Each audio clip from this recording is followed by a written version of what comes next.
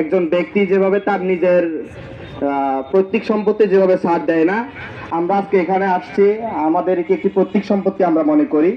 আমাদের এই সম্পত্তি, আমাদের এই মাঠকে পুনরুদ্ধারের জন্য আমরা সবাই সবসময় একতাবদ্ধ হয়ে কাজ করব, এতটুকু আশাবাদ আপনাদের নিকট ব্যক্ত করছি।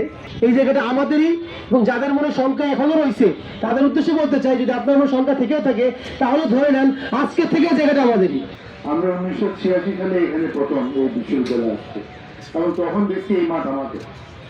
যাই হোক, আপনারা পরিক্রমে শুনছেন যে এই মাঠটা আসলে যে কোনোভাবে সরকার নিয়েছিল, কিন্তু আজকে ওই সময় যে পরিবার ছিল 500 থেকে 600 ছাত্রের পরিবার, এবং এরশাদের মতো একটা স্বৈরাচারের সময় ওই সময় আসলে তারা কার্যকর ভূমিকা আমরা রাখতে পারি। কিন্তু আজকে যখন আমাদের কাছে সুযোগ এসছে, এই পরিবার প্রায় 7,000 স্টুডেন্ট, ছাত্র শিক্ষকের পরিবার, এবং এই পরিবারের থেকে তাদের ভূমি ছিনিয়ে নেওয়ার মতো আসলে কোনো শক্তি এই বাংলাদেশে নাই।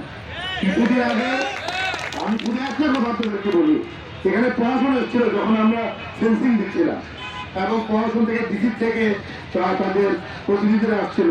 তাই বললাম যে ভাই, আপনি যে আসছেন, আপনাকে আমার কাছে কেন কথা বলতেছেন?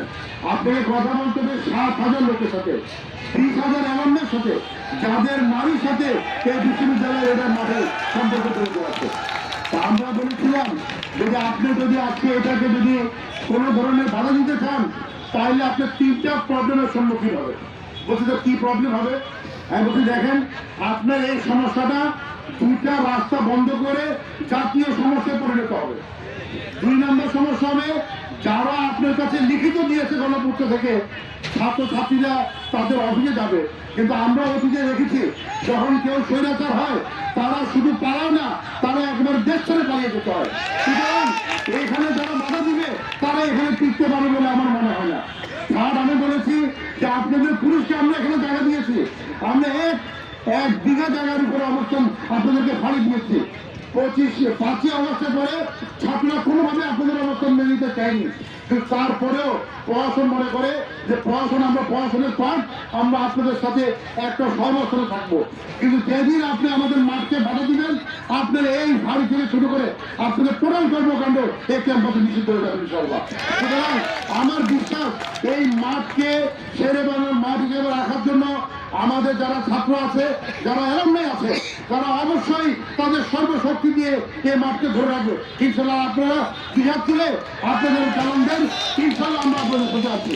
সুতরাং আমরা একটা লেআউট করেছি, লেআউট অনুযায়ী প্রত্যেকটা ফ্যাকাল্টির স্টুডেন্টদের এখানে রিসার্চের অবস্থান থাকবে। সুতরাং যার যতটুকু ফ্যাকাল্টি আছে, ছাত্র আছে, আপনাদের দায়িত্ব আপনাদের রিসার্চের ফিল্ড আপনাদেরকে সতর্কভাবে ধরে রাখা।